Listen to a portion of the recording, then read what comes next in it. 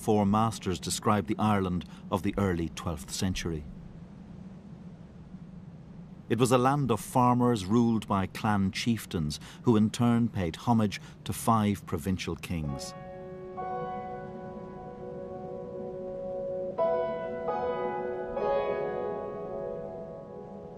There was a High King of Ireland, but he had only limited power. But in the hands of a man ruthless and cunning enough to crush his political enemies, this High Kingship could mean something unprecedented in Irish history. A land ruled from the centre by one powerful figure, the beginnings of a united political entity.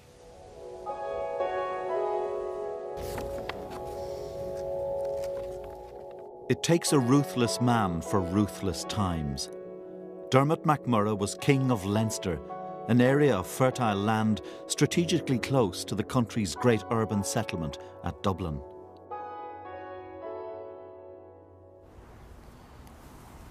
It was said of Dermot that he preferred to be feared rather than loved, and he probably would have agreed. Those who stood in his way were either killed or they were ritually blinded and castrated so they wouldn't produce any heirs.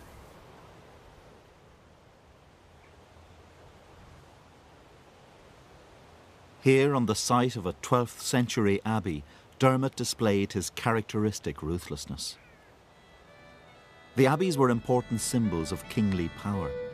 So in 1132, when a rival dynasty appointed their woman as abbess of Kildare, Dermot was furious.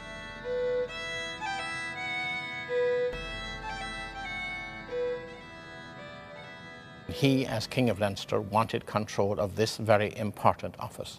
So he attacked and plundered Kildare, and as the annals say, he had the abbess of Kildare, the most important female in the entire Irish church, put into a soldier's bed and raped to disqualify her from the office she held. Ireland found that shocking.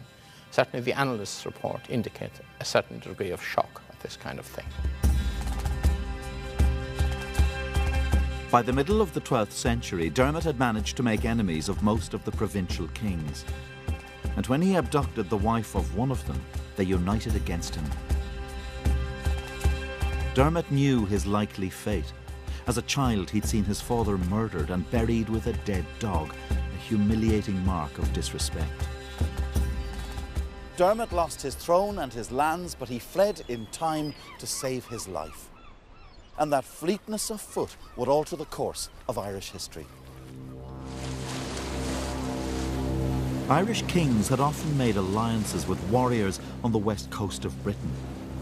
But none of these could offer the kind of help Dermot now sought to reclaim his throne.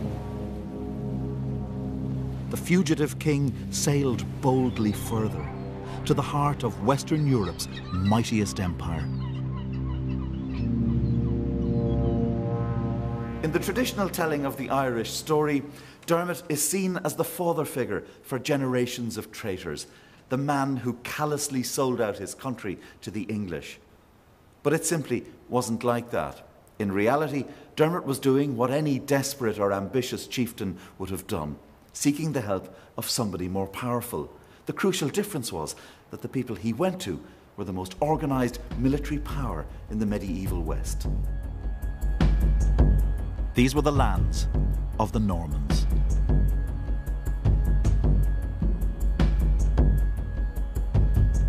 By 1160, the Norman Empire extended from the Mediterranean to Britain. Here they'd imposed a rigid system, feudalism, where power flowed from the king to his nobles. The Normans are driven by wealth, honour, reputation, prestige, and the acquisition of land. And military prowess is key to their identity. It's key to identity and, of course, also to success.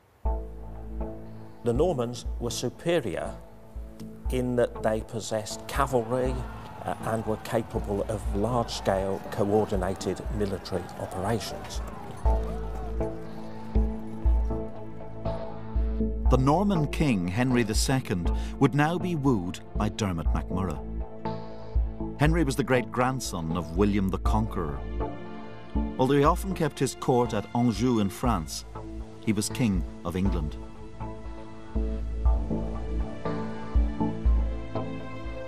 Henry had contemplated attacking Ireland long before Dermot came to his French court in 1166.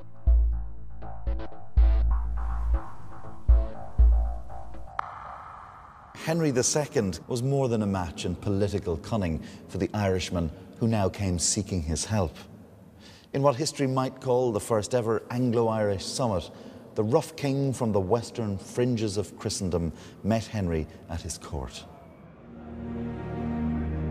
A Norman poem described the explicitly feudal nature of the contract between the two.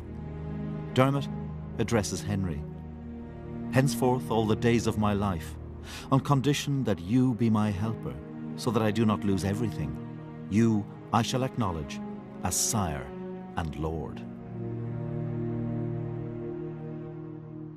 What Dermot means is, I will give you land if you give me an army. This suits a king with restless, land-hungry knights and who cleaves to that great alibi of conquerors, the belief that he has a civilizing mission. This will become an enduring theme of England's actions in Ireland.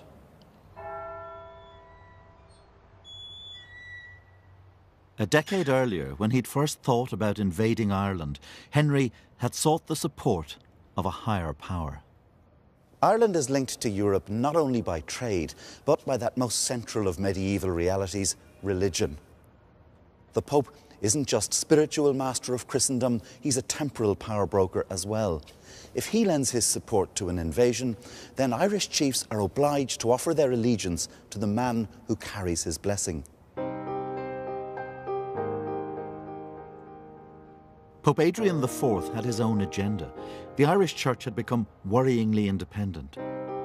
Granting permission for an invasion, the Pope told King Henry that in order to enlarge the borders of the Church and set bounds to the progress of wickedness, he should take possession of that island.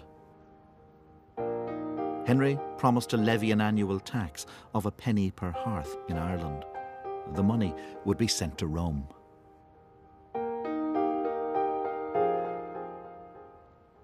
This is a period of spectacular upheaval across Europe. Indeed, this is the time of the Crusades, it is the time of the wars against Islam, but it is also the time of the expansion of Western Christendom into what we call Eastern Europe, into other parts of the British Isles, into the Iberian Peninsula. So the Irish are just one of a number of people who are seen as barbaric and ripe for conquest.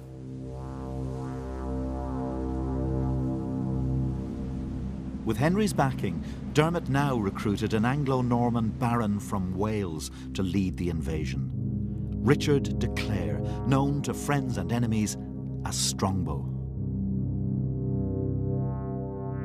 Strongbow was a man of restless energy and ambition. And in front of this knight, Dermot dangled a tantalising prospect: lush acres of Irish land and his daughter's hand in marriage. On the 23rd of August, 1170, an Anglo-Norman force led by a friend of Strongbow's arrived here in County Wexford. They were used to raiders along this coast, so when the Irish looked out and saw the Norman vessel, they could have been forgiven for thinking this was just another passing incursion. But a new history was about to come bearing in from the sea.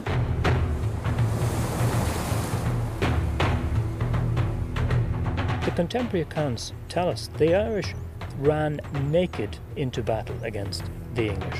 They lacked armour. They were literally throwing stones at these Anglo-Norman knights.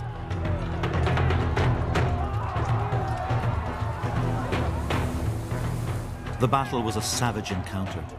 The invaders hacked and cleaved their way through the Irish.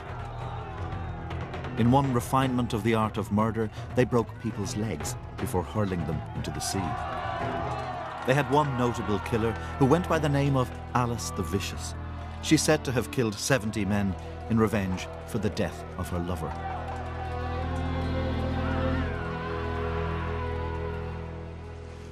This was the same Norman ferocity that had routed the Arab defenders of Sicily and the warriors of Harold's England a century before.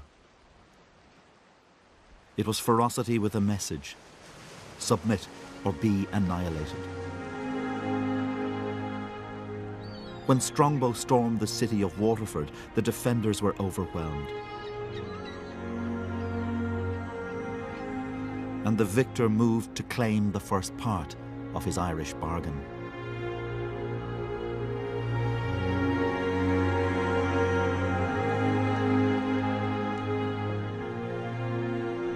Surrounded by the Irish dead and in the smoking ruins of a church, the priest in Daniel MacLisa's 19th century painting blesses the union of Strongbow and Dermot's daughter Aoife.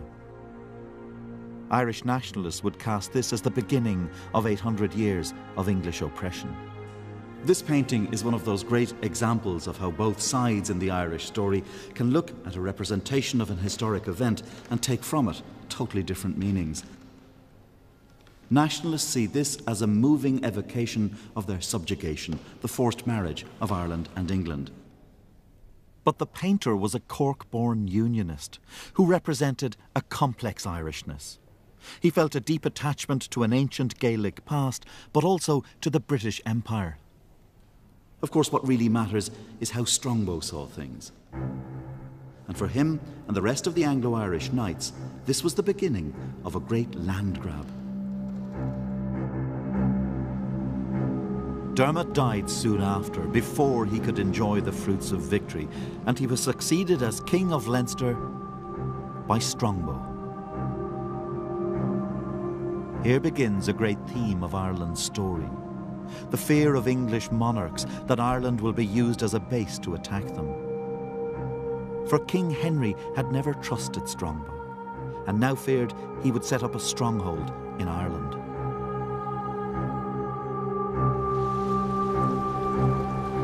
In 1171, Henry brought a large army to Ireland and received Strongbow's submission. But he also confronted the Gaelic chiefs.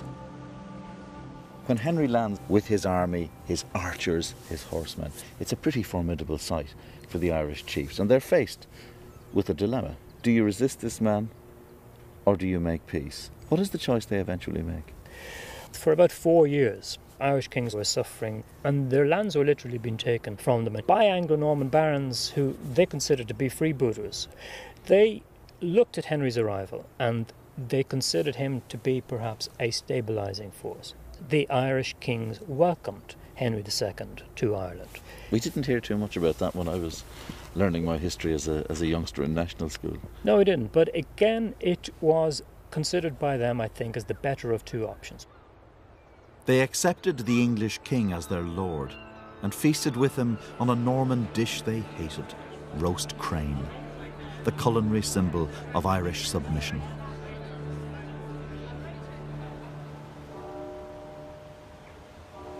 Henry left Ireland the following year.